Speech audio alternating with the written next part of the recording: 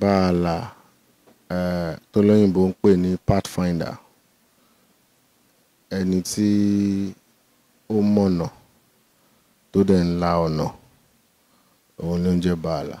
A wá sí ọ̀dọ̀ Engineer Alagbe Saeed tí wọ́n ṣẹ̀ṣẹ̀ jẹ oyè Baala ní ìlú Ajilete.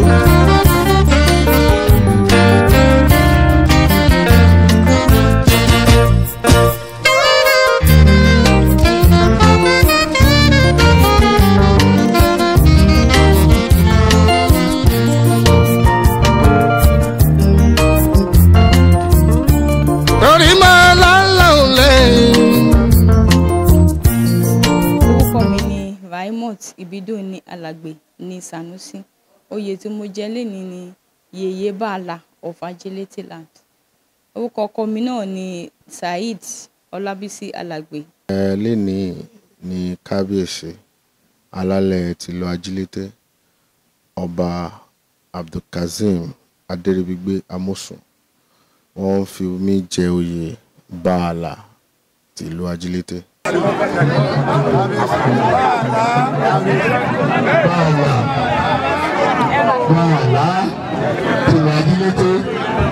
Orúkọ mi ni Mrs. RAIMAT IBIDUN ní Alagbe ní Sanusi. Ọmọ bíbí ilẹ̀ Ajilete ni mí. Ọmọọba ni mí ní gbogbo ọ̀nà. Adégbàyèsí bí ọlọ́jà òbèrè, àkọ́kọ́ ọba ní ilẹ̀ Adó-Odò-Oòduà nìyẹn. Láti bẹ́ẹ̀ lọ títí dé Ọ̀ṣun nílùú ìyá mi, Ìbà, ọmọ Ẹ̀bùrọ̀ of Ìbà tún ni mí. Ẹ̀bùrọ̀ àná tó ṣẹ̀ lọ ká tó jẹ̀ mí, ọba Ibrahim Bamigbade is my cousin. So by that virtue, I'm a prince in all forms. Yeye Baala o.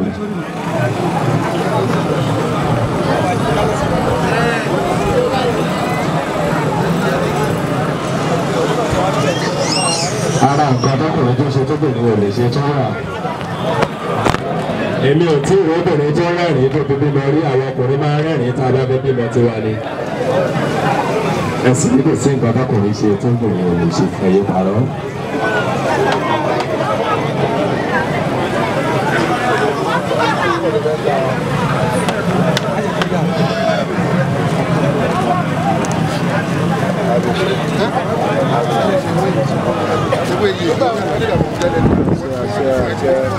Lọ́dún tó ara màmá tán ìgbà kalẹ̀.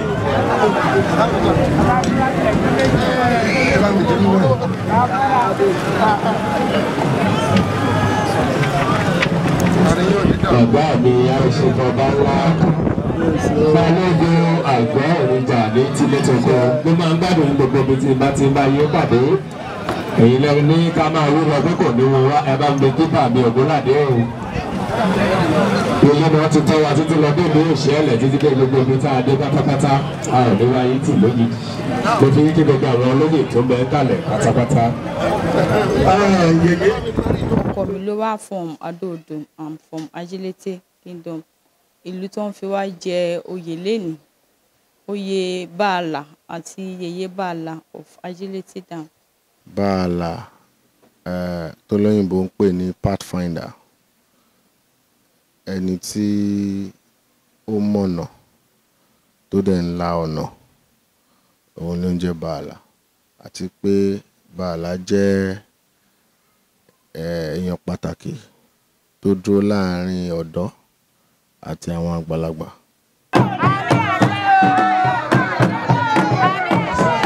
Orúkọ mi ni Alagbe Jemilat Ọpẹ́yẹmí. Ó jẹ́ èèyàn tó dáa. Ó jẹ́ èèyàn tó jẹ́ olùfọkàntán téèyàn lè fọkàn balẹ̀ sí lára. Ó jẹ́ èèyàn tí ó wà tí kò ṣe kánnikínni èèyàn lẹ́yìn, kò ń ṣe onílára ẹ̀dá. Inú ẹ̀dẹ̀ máa ń dùn sí oore ọmọlàkejì. Being given a chieftaincy title should not be the end of it all. It's based on what he has done to the community. That's the reason why they believe that he deserves the title. I want to encourage him to continue doing what he has been doing, so as a better title will come ahead of him. And definitely I want to believe in him. With the little I know about him, I know that yes, he's a man of integrity, he's a man of honor. a man of dignity and somebody that I believe that he will give back to the community. I will not limit himself to the fact that he has been given a chieftaincy title today. I will stop the good thing he has been doing. Kọ́kọ́ fẹ́ dúpẹ́ lọ́wọ́ Ọlọ́run ọba torí Ọlọ́run ọba òun ni ó ṣíwájú, òun ló dá gbogbo, òun ló jẹ́ ká wà hale and healthy lénìí. So I give all the glory to Almighty God. And I also want to appreciate my husband for always standing by me. I wish him all the best, and I hope that we will live long, inshallah. Then mo sọ fẹ́ dúpẹ́ lọ́wọ́ ọba tó fi wá ìjòyè lénìí, ọba KAZEEM ADERIBIGBE AMOSU. Fẹ́ dúpẹ́ lọ́wọ́ wọn fún opportunity tí wọ́n fún wa láwa náà fi jẹ́ olóyè nínú ilé wa. À ń gbàdúrà pé ìgbà wọn á dalẹ̀ o. Ìgbà tí kábíyèsí ní kò ní àwọn onífẹ́ mi nìkan joyè, àwọn tó fẹ́ fún ìyàwó mi ní yèyé, mo rí pé òye tó tọ́ ni. Torí behind every successful man is that woman that is helping him. She has been a very good woman, mother of my kids. Ó tún bí ìbejì fún mi. Nítorí bẹ́ẹ̀, a dúpẹ́ lọ́wọ́ Ọlọ́run. K'Ọlọ́run jẹ́ kẹ́mi yèyé gùn, kẹ́mi Baala náà dẹ́gùn. Oyè nílẹ̀ Yorùbá kí ọba tó fìyàn joyè, wọ́n á ti rí oríṣiríṣi nǹkan àrà tẹ́ni tó fẹ́ fi joyè lè dá. Lára bẹ́ẹ̀ ni òyìnbó máa ń pè ní qualities. Mo rí pé kábíyèsí Alale wọ́n ti mọ̀ mí, wọ́n dẹ̀ ti máa ń wo àwọn ipa ribiribi tí Ọlọ́run ti tara wa jẹ́ ká lè kó fún ìlú. Òun ló jẹ́ kí wọ́n kọ ìwé sí wa pé òkè wá jẹ oyè, wọ́n dẹ̀ pè lé oyè Baala. Ó dùn mọ́ mi nínú torí Ajilete jẹ́ ìlú tó wà lórí ọkàn mi dáadáa. Àkọ́kọ́ ní ìbátan, àwọn ẹbí mi tàn mọ́ Ajilete dáadáa. Lẹ́lẹ́ǹkejì, àná mo tún jẹ́ l'Ajilete torí ìyàwó mi ọmọ ìlú yìí ni. Torí bẹ́ẹ̀, ìgbà tí kábíyèsí ní kí n wá joyè, ó jẹ́ ohun tó dùn mọ́ mi nínú. Àdẹ̀gbà eléyìí ó jẹ́ oyè tí inú kábíyèsí dùn láti fi wá jẹ. Gbogbo èèyàn ló dẹ̀ rí, kò ń ṣe ọ̀rọ̀ kọ̀rọ̀. Baala ìlú ní bí Yorùbá ṣe mọ̀, a jẹ́ ẹni tó máa tọ̀nà fún ìlú.